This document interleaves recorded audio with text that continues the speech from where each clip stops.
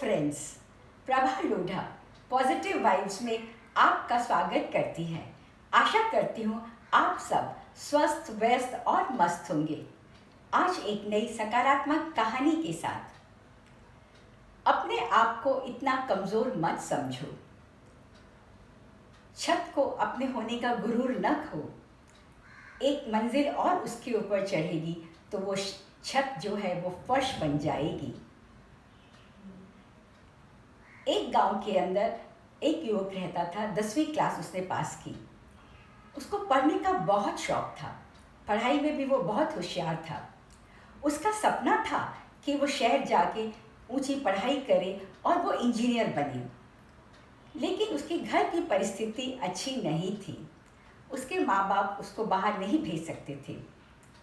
पर उस बच्चे का संकल्प बहुत बड़ा था।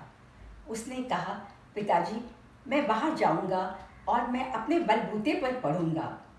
मैं वहाँ काम करूंगा, बच्चों को पढ़ाऊंगा और मैं अपनी फीस के पैसे जमा करके मैं आगे की पढ़ाई करूंगा।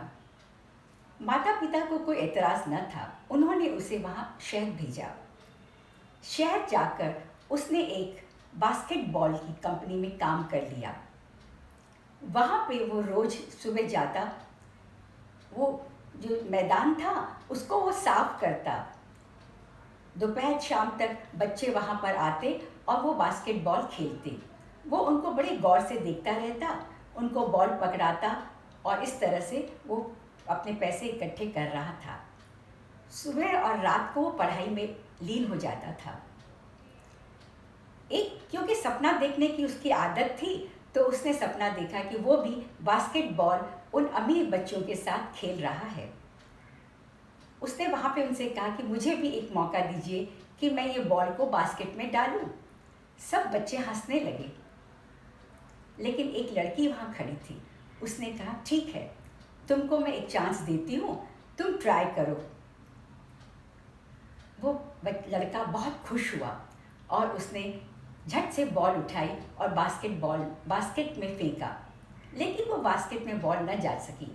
सारे बच्चे हंसने लगे। तो उस बच्चे ने कहा, रुको, मैं अभी आता हूँ। वो अंदर गया। वहाँ से उसने इंची टेप उठाया। इंची टेप से लाकर उसने जहाँ वो पोल था उसको उसने नापा। उसके बाद उसने उसके पोल की हाइट को नापा और फिर उसने एक फॉर्मूला लगाया कि किस ऊंचाई और दूरी से वो खड़ा हो और किस एंगल से वो बॉल को फेंके तो वो बॉल बास्केट के अंदर चली जाए।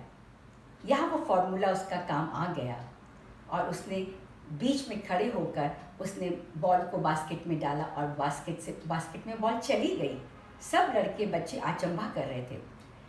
तब उन्होंने कहा कि तुम थोड़ा दूसरी तरफ जाके वो करो, बॉल को फेंको। उसका फॉर्मूला तो उसके पास था कि किस एंगल से वो बॉल को फेंके। उसने वही अपना फॉर्मूला अपनाया और फिर उसने वो बॉल उस बास्केट में डाल दी। इस तरह से हम देखते हैं कि ये उसकी शिक्षा थी, ये उसका संकल्प था कि वो उसको बास्केट में डाले और इस तरह से वो सफल हो गया। यहाँ हमें सीख मिलती है कि कोई भी आदमी को छोटा नहीं समझना चाहिए। आदमी को अपने ऊपर विश्वास होना चाहिए कि वो हर काम को कर सकता है।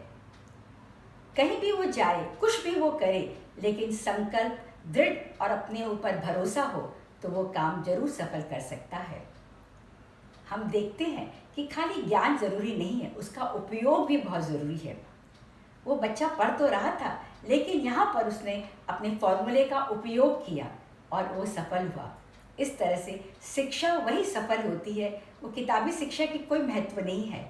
वो उस किताबी शिक्षा के साथ साथ उसको प्रयोग करे। उसका प्रैक्टिकल नॉलेज भी बहुत ज़रूरी है, तभी आदमी सफल होता है।